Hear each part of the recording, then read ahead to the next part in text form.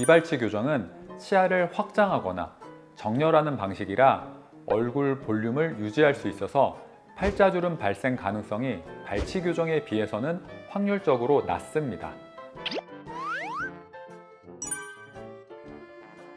안녕하세요. 교정이 알고 싶다. 교활TV 교정과 전문의 형재영입니다. 교정을 하고 나서 팔자주름이 심하게 생겨서 후회한다는 후기들을 심심치 않게 찾아볼 수 있습니다. 그러다 보니 교정을 고민하시는 분들 중에서 이를 걱정하고 망설이시는 분들이 많다고 생각됩니다. 그래서 오늘은 이런 고민을 조금이나마 덜어드리고자 교정치료와 관련된 팔자주름이 생기는 이유와 이를 예방할 방법을 쉽고 자세히 알려드리겠습니다. 치아 교정을 하면 치아가 이동하면서 입술과 뺨 주변의 피부와 연조직이 영향을 받게 됩니다. 특히 치아가 뒤로 이동하거나 입술이 들어가면 나와 있던 피부 연조직도 들어가게 되고 연조직 간에 단차가 생기게 되어서 팔자주름이 생길 수 있습니다. 또한 교정 장치로 인해서 입술의 압력이 증가하게 되어서 입술 주변부의 피부가 얇아지고 탄력감이 떨어지게 되면서 팔자주름이 심해진다고 느낄 수 있습니다.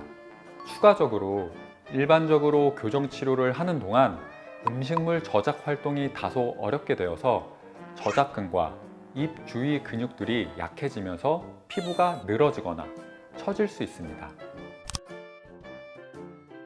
광대와 하악 골격은 교정 후의 연조직 변화를 결정짓는 중요한 요소입니다. 환자의 골격 구조를 정확히 이해하고 적절한 교정 방법을 선택하는 것이 팔자주름 발생을 예방하는 데 핵심입니다. 일반적으로 단안모 얼굴 골격이 교근의 두께도 크고 교정으로 인한 팔자주름의 위험성도 상대적으로 클 수 있습니다. 단안모라 함은 교정 진단할 때 많이 촬영하는 측모 두부 방사선 사진에서 확인할 수 있습니다. 여기 보이는 사진에서 이 하악각이 대략 120도보다 작으면 단안모라고 볼 수 있는데 일반적으로 얼굴이 위아래로 짧고 각진 얼굴을 가진 사람이라고 생각하시면 됩니다. 이런 골격 패턴을 갖고 있으면 저작근이 강하고 두껍기 때문에 교정으로 인한 근육량의 변화량이 많을 수밖에 없습니다. 물론 확률적으로 그럴 가능성이 있다는 것이고 연조직의 두께나 광대의 돌출 정도에 따라서도 차이가 생길 수 있습니다. 발치 교정은 공간을 만들기 위해 치아를 뽑고 뒤로 이동시키는 방식인데 이 과정에서 입술이 뒤로 들어가게 되고 피부가 늘어질 가능성이 있습니다. 특히 돌출입이 심했던 분들일수록 치아가 뒤로 이동되는 양이 많게 되어서 발치 교정을 하게 되면 팔자주름이 두드러질 가능성이 있습니다. 반면에 비발치 교정은 치아를 확장하거나 정렬하는 방식이라 얼굴 볼륨을 유지할 수 있어서 팔자주름 발생 가능성이 발치 교정에 비해서는 확률적으로 낮습니다. 보통 비발치 교정 시에는 악궁 확장을 통해서 상악을 넓히는 작업을 통해 상대적으로 안모를 펴지게 하기에 더더욱 팔자주름 가능성은 줄어들게 됩니다. 하지만 단순히 발치냐 비발치냐의 차이보다는 얼굴 골격과 치아 배열 상태에 따라 연조직에 영향을 주는 부분이 달라지기 때문에 전문가와 상담이 필수적입니다.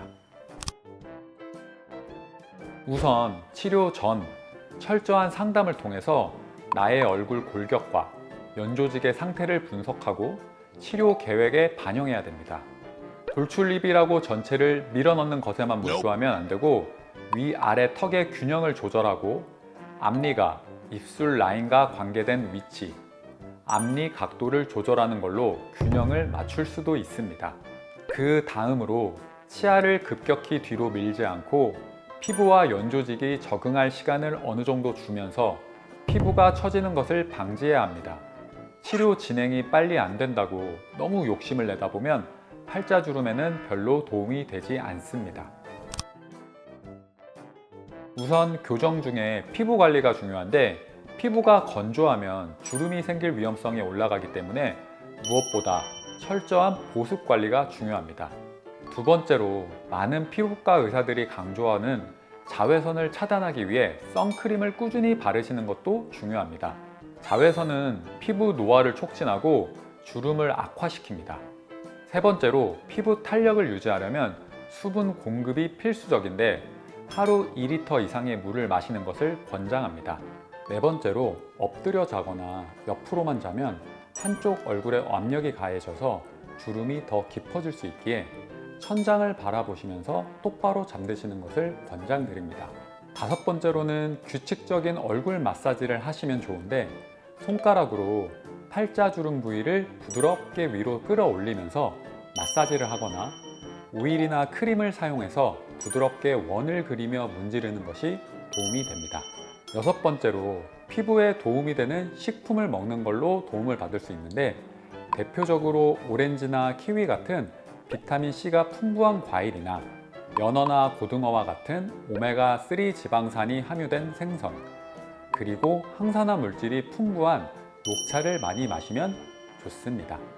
일곱 번째로 얼굴 안면 근육 운동을 꾸준히 함으로써 연조직의 지지력을 유지할 수 있습니다. 볼에 공기를 가득 넣고 10초간 유지한 뒤에 천천히 내쉬거나 입꼬리를 양옆으로 크게 벌리면서 웃는 연습을 하는 것이 도움이 됩니다.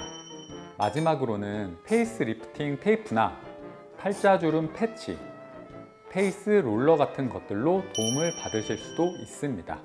교정을 한다고 해서 팔자주름이 무조건 생기는 것은 아닙니다. 실제로 교정 후에 팔자주름이 줄어들었다는 논문도 심심치 않게 찾아볼 수 있습니다. 팔자주름은 얼굴 골격과 길이, 피부의 탄력도, 안면 근육 등 고려해야 할 요인들이 많습니다. 또한 당연히 나이에 따른 차이도 크다고 볼 수 있습니다. 교정하는 동안은 많은 변화를 느끼실 수도 있겠지만 대부분의 논문에서 치료 완료 후에 6개월 정도가 지나면 주변 근육과 피부들이 안정화되면서 교정 치료 이전으로 회복된다고 알려져 있습니다.